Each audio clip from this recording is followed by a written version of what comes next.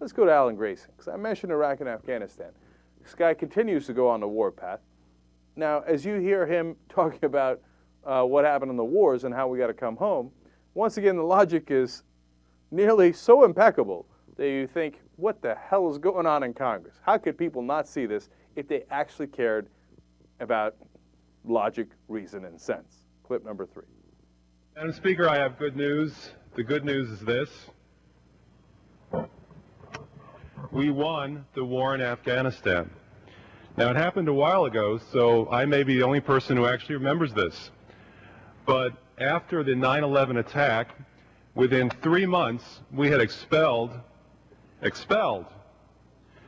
Taliban government, and we did so with the use of only 1,000 U.S. Special Forces troops. Within 4 months, we had expelled al-Qaeda from Afghanistan, and if you don't believe me about that, you can listen to General Petraeus, who said a year ago that al-Qaeda isn't in Afghanistan anymore. I have more good news about Iraq. The news is we won. We won the war in Iraq years and years ago. Facing the 4th largest army in the entire world, we swept through Iraq, and within 3 weeks we had deposed the Saddam Hussein government. We won. Now we can go home. In fact, we could have gone home a long time ago. What's happening now in Afghanistan, what's happening now in Iraq, you can't even call it a war. It's a foreign occupation. And you could read the Constitution from beginning to end, and you'll find nothing in the Constitution that permits or authorizes a foreign occupation, much less one that goes on for almost a decade. We simply can't afford these wars anymore, both in the price of money and in the price of blood. I'd like to call your attention to a report in the New England Journal of Medicine, dated January 31, 2008. This report says that 15% of all the troops that served in Iraq returned with permanent brain damage. That's right, permanent brain damage. Here's some of the symptoms described.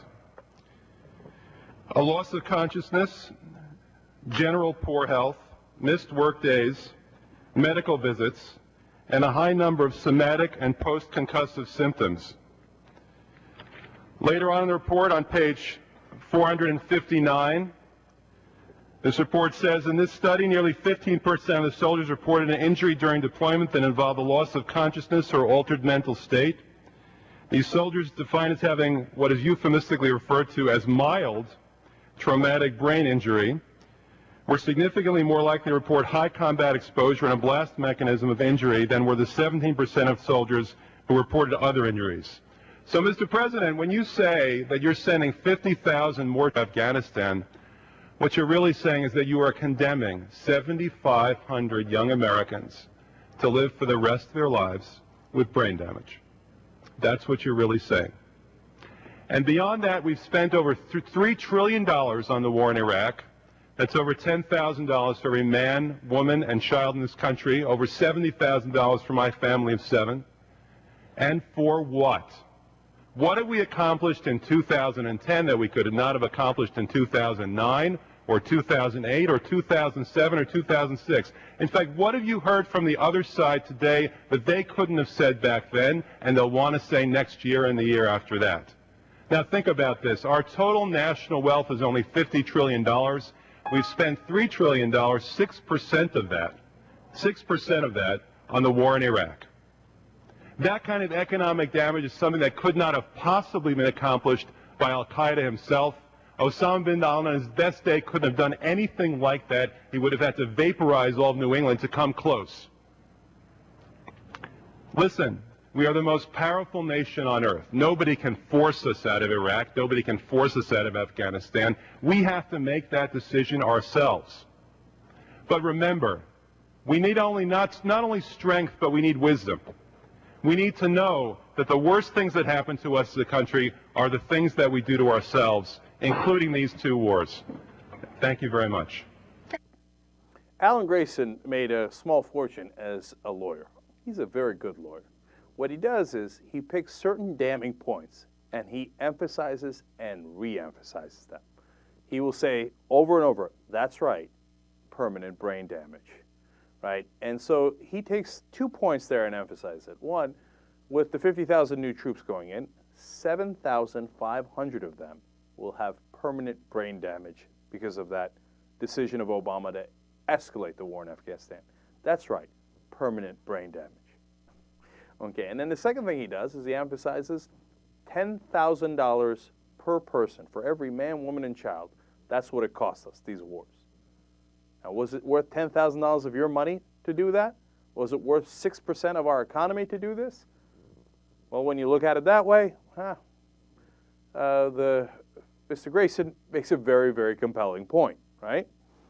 And that, look, in the end, you know, when you look at the micro picture, and I look at it day to day, and I say, well, I could see this side and I could see that side. And I'm not a doctrinarian in this, and I think, and you know, I recently switched over on Afghanistan, but before then I thought we should stay. And part of my naivete is that, and maybe it's not naivete, maybe it's an idealism that's hopefully beneficial in the long run, that we can help these countries, that we do have some obligation to them after invading them, that we shouldn't leave them a mess, et cetera, et cetera. But the longer this goes on, the macro picture, the bigger picture, looks like, well, what we have is a semi-permanent occupation here. And they tell you one year that, oh, no, you don't understand, we got to stay another year. And when you look back, you go, what did we do in that year that we couldn't have done this year, or vice versa? And what are we going to do next year that's so much better? Now, part of the reason I bring that up is because right now there's another article in Time magazine by Peter Beinart saying, no, you don't understand. As much as I'd love to leave Iraq, we can't. Now, Peter Beinart is a guy that they put out there as a so-called liberal who is, advocates the pro-war position 98% of the time. He was one of the leading so-called liberals that were in favor of the Iraq War in the first place.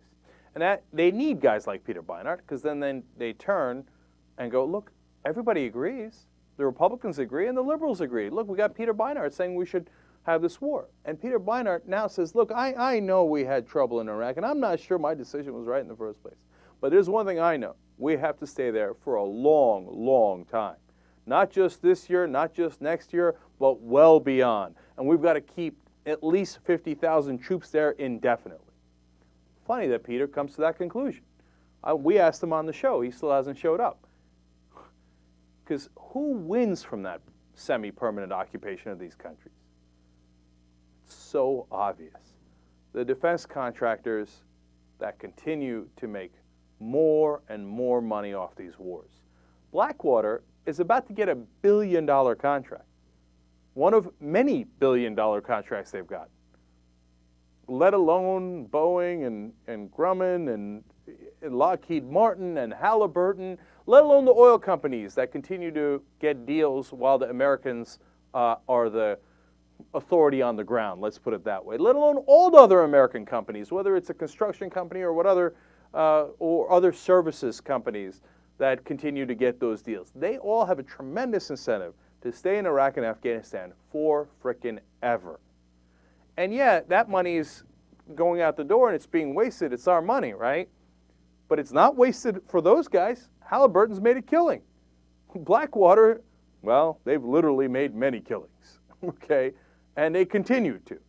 And every year they will come back to you and say, no, you don't understand. All the serious people agree. We have to keep staying in those wars. We fought World War II. We defeated the Nazis and Imperial Japan and, well, Italy too. And all those guys in half the time. Half the time. Come on. It's a joke, man. It's a way to rob us of our money.